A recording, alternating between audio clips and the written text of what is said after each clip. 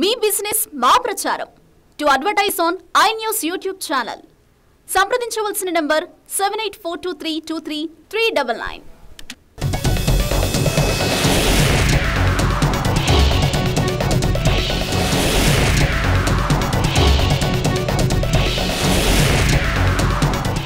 బీహార్లో బీజేపీతో పొత్తు కుదుర్చుకొని కొత్త ప్రభుత్వాన్ని ఏర్పాటు చేశారు జేడీయూ అధినేత నితీష్ కుమార్. నితీష్ కుమార్ సారథ్యంలోని జేడీయూ మహాకూటమి నుంచి వైదొలగడంతో ఒక్కసారిగా బీహార్ రాష్ట్ర రాజకీయాలపై జోరుగా చర్చ జరుగుతోంది.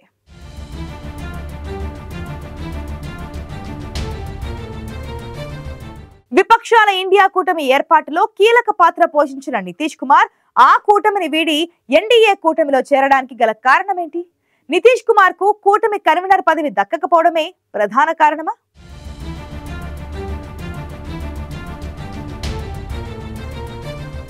బీహార్ రాజకీయాల్లో కొన్ని రోజుల పాటు సాగిన అనిశ్చితి తర్వాత నితీష్ కుమార్ ప్రతిపక్ష ఇండియా కూటమితో సంబంధాలను తెంచుకున్నారు. మళ్లీ బీజేపీతో చేతులు కలిపారు నితీష్ కుమార్. బీహార్ సీఎం నితీష్ కుమార్ సారథ్యంలోని జేడీయూ పార్టీ మహాకూటమి నుంచి వైదొలగడంతో ఒక్కసారిగా బీహార్ రాష్ట్ర రాజకీయాల్లో కీలక పరిణామాలు చోటు చేసుకున్నాయి. బీహార్లో రాష్ట్రీయ జనతాదళ్తో జాతీయ స్థాయిలో కాంగ్రెస్తో కలిసి పని చేయలేకపోవడం వల్లే రాజీనామా నిర్ణయం తీసుకున్నట్లు నితీష్ కుమార్ చెప్పారు. తమ పార్టీ సభ్యులతో సంప్రదింపులు జరిపిన తర్వాత సంకీర్ణంలో అనుకూలించలేని పరిస్థితుల కారణంగా పదవి నుంచి వైదొలగాలని తనకు సూచనలు అందాయని నితీష్ కుమార్ వెల్లడించారు. విపక్షాల ఇండియా కూటమి పతనానికి కాంగ్రెస్ పార్టీ కారణమంటూ జనతాదళ్ యునైటెడ్ అధికారికంగా కాంగ్రెస్ పార్టీతో తెగతెంపులు చేసుకుంది.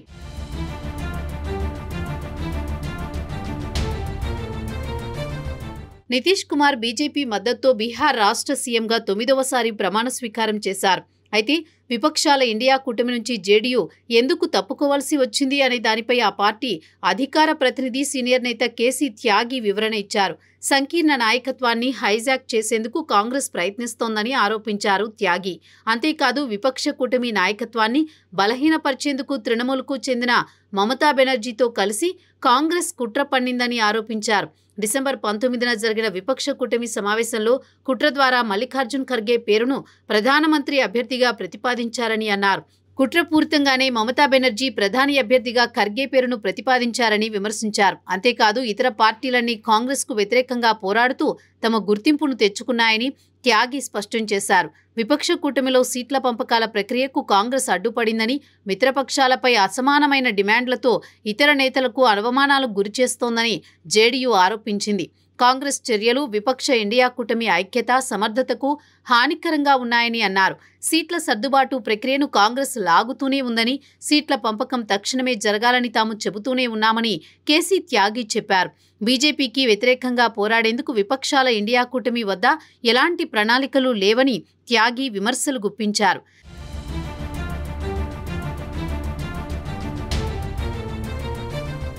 జేడీయూ అధినేత నితీష్ కుమార్ మరోసారి ఎన్డీఏ కూటమిలో చేరారు. బీహార్లో ఎక్కువ కాలం పనిచేసిన ముఖ్యమంత్రిగా కూడా నితీష్ కుమార్ రికార్డు సాధించారు. అయితే నితీష్ కుమార్ రాజకీయ నిర్ణయాలే ఇప్పుడు దేశవ్యాప్తంగా చర్చనీయాంశంగా మారాయి. ఒకసారి బీజేపీ, మరోసారి కాంగ్రెస్ కూటమి ఇలా 2013 నుంచి ఇప్పటి వరకు పలుమార్లు ఎన్డీఏలో చేరిన నితీష్ కుమార్ మళ్లీ ఇప్పుడు అదే కూటమికి దగ్గరయ్యారు. 2014లో నితీష్ కుమార్ బీజేపీతో 15 ఏళ్ల బంధాన్ని తెంచుకున్నారు. 2015లో బీహార్లో అసెంబ్లీ ఎన్నికలకు ముందు మళ్లీ తన వ్యూహాన్ని మార్చుకున్నారు. తన చిరకాల ప్రత్యర్థి లాలూ ప్రసాద్ యాదవ్తో చేతులు కలిపారు. ఎన్నికల్లో మహాకూటమి విజయం సాధించింది. దీంతో నితీష్ మళ్లీ సీఎం పీఠం దక్కించుకున్నారు.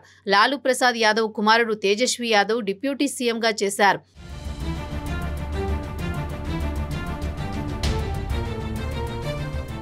దాదాపు 2.5 ఏళ్ల తర్వాత 2017లో నితీష్ కుమార్ మహాకూటమికి షాక్ ఇచ్చారు. ఐఆర్సీటీసీ స్కామ్లో డిప్యూటీ సీఎం తేజస్వి యాదవ్ పేరు తెరపైకి రావడంతో సీఎం పదవికి నితీష్ రాజీనామా చేశారు. రాజీనామా చేసిన వెంటనే ఎన్డీఏలో చేరి ప్రభుత్వాన్ని ఏర్పాటు చేశారు. ఆ తర్వాత 2020లో జరిగిన బీహార్ అసెంబ్లీ ఎన్నికల్లో బీజేపీతో కలిసి బరిలోకి దిగి విజయం సాధించడంతో మళ్లీ సీఎం సీటు నితీష్ కుమార్కే దక్కింది. 2 ఏళ్ల తర్వాత బీజేపీతో సమస్యలు మొదలవగానే 2022లో నితీష్ కుమార్ మరోసారి సీఎం పదవికి రాజీనామా చేశారు. గంటల వ్యవధిలోనే ఆర్జేడీ, కాంగ్రెస్, వామపక్షాలతో కలిసి ప్రభుత్వాన్ని ఏర్పాటు చేశారు. తేజస్విని మళ్లీ డిప్యూటీ సీఎంను చేశారు. ఇలా కూటమిని ఎప్పుడంటే అప్పుడే మార్చే, ఎటుగాలి వీస్తే అటు వెళ్లిపోయే లీడర్గా పేరు తెచ్చుకున్నారు నితీష్ కుమార్. పొత్తు ఎవరితో ఉన్నా, ఏ కూటమిలో ఉన్నా సీఎం పదవిని మాత్రం దక్కించుకుంటున్నారు నితీష్. ఈసారి కూడా బీజేపీతో జట్టు కట్టి మరోసారి బీహార్ సీఎంగా ప్రమాణ స్వీకారం చేశారు.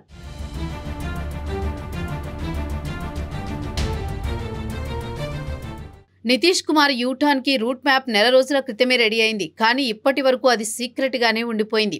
నితీష్కు ఎంట్రీ ఇచ్చే అవకాశమే లేదు అని తేల్చి చెప్పిన బీజేపీ ఉన్నట్టుండి ఆయనకు రెడ్ కార్పెట్ వేసి మరీ ఎందుకు ఆహ్వానించింది? బీజేపీతో పొత్తు పెట్టుకునేదే లేదంటూ మండిపడిన నితీష్ కుమార్ ఇప్పుడు మళ్లీ అదే గూటికి ఎందుకు వెళ్లారు? మహాగఠబంధన్లో సమస్యలు ఉన్నాయన్నది పైకి చెప్పే కారణం. అసలు సంగతి వేరే ఉందన్న వాదన వినిపిస్తోంది. ఈ యూటర్న్ ప్లాన్ అంతా కేంద్ర హోంమంత్రి అమిత్ షా సిద్ధం చేసినట్లు తెలుస్తోంది. సరిగ్గా 50 రోజుల క్రితం అంటే 2023 డిసెంబర్ 10వ తేదీన అమిత్ షా, నితీష్ కుమార్ ఇద్దరూ ఓ కార్యక్రమానికి హాజరయ్యారు. 2022లో ఎన్డీఏతో తెగతెంపులు చేసుకున్న తర్వాత ఇద్దరూ ఎదురుపడిందే అదే తొలిసారి. ఆ తర్వాతే బీహార్లో రాజకీయాలు మారడం మొదలైంది. డిసెంబర్ 29 అంటే అమిత్ షా, నితీష్ కలుసుకున్న 19 రోజుల తర్వాత నితీష్ కుమార్ జాతీయ స్థాయి భేటీకి పిలుపునిచ్చారు. ఆ సమయంలో జాతీయ అధ్యక్షుడి పదవిని తానే చేపట్టి నితీష్ కుమార్ అప్పటి వరకు ఆ బాధ్యతలు నిర్వర్తిస్తున్న లలన్ సింగ్ని పక్కన పెట్టేశారు.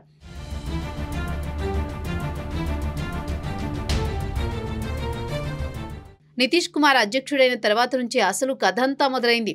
15 రోజుల తర్వాత నితీష్ కుమార్ యూటర్న్ తీసుకుని ప్లాన్ అమలు చేశారు. ఆ తర్వాత మీడియా చాలాసార్లు అమిత్ షాని బీహార్ రాజకీయాల గురించి ప్రశ్నించింది. నితీష్ కుమార్ని మళ్లీ బీజేపీలో పొత్తుతో పెట్టుకుంటారా అని అడిగితే మా మధ్య అలాంటి చర్చ ఏమీ జరగలేదు. ఒకవేళ అలాంటి ప్రతిపాదన ఏదైనా వస్తే తప్పకుండా పరిశీలిస్తామని సమాధానమిచ్చారు. ఈ సమాధానంతో నితీష్ బీజేపీతో కలిసిపోతారన్న సమాచారం ఇంకాస్త బలపడింది. ఇదంతా కేవలం 50 రోజుల్లో జరిగిందే. విపక్షాల ఇండియా కూటమిలో యాక్టివ్గా ఉన్న నితీష్ని తమ వైపు లాగేసుకుంటే ఈ కూటమి బలహీనపడుతుందని బీజేపీ ఇలా ఎత్తుగడ వేసిందన్నది కొందరి విశ్లేషణ.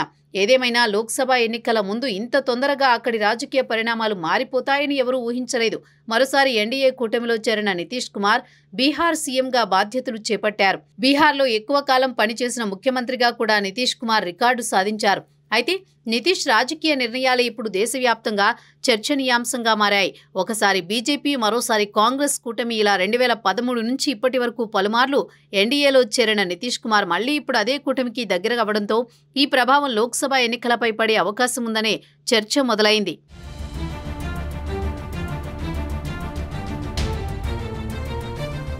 విపక్ష ఇండియా కూటమి ఏర్పాటులో కీలక పాత్ర పోషించిన నితీష్ కుమార్ కూటమిలోని ఆర్జేడీతో తెగతెంపులు చేసుకుని బీజేపీతో కలిసి బీహార్లో కొత్త ప్రభుత్వం ఏర్పాటు చేయడంతో ఈ ప్రభావం లోక్సభ ఎన్నికల్లో ఏ మేరకు ఉండనుందనేది చర్చ జరుగుతోంది.